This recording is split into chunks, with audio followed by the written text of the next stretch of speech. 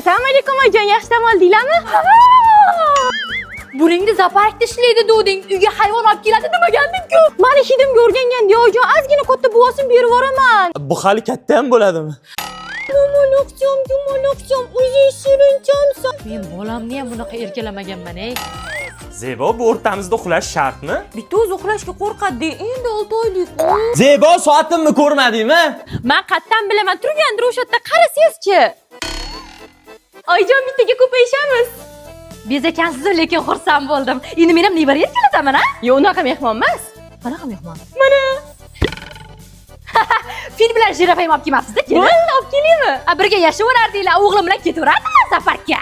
Ona, anu keliningizni maymunchasi depressiyaga kirib o'lib qopti-da. Yuring, dalda beraylik. Bir kun kelib maymunni janozasida o'tiraman deb o'ylamagandim. Mani ish uchun dieta qilyapsan-a? Oy, telefonimni ko'rmadingizmi? Hech qayerdan topa olmayapman. Telefon qil. Qo'limdan qayerdandir jinglayapti. Ha, ilon yetib yoribdi. Xavotir olmanglar, bir haftada hazm qilib chiqarib yuboradi.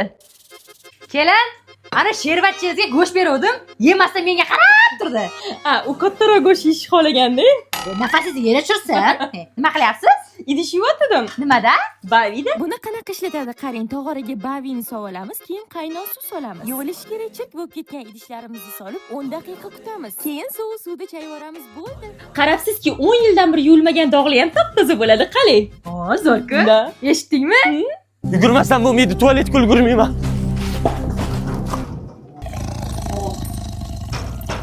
Ulgurdingizmi? Kirmadim, lekin ulgurdim.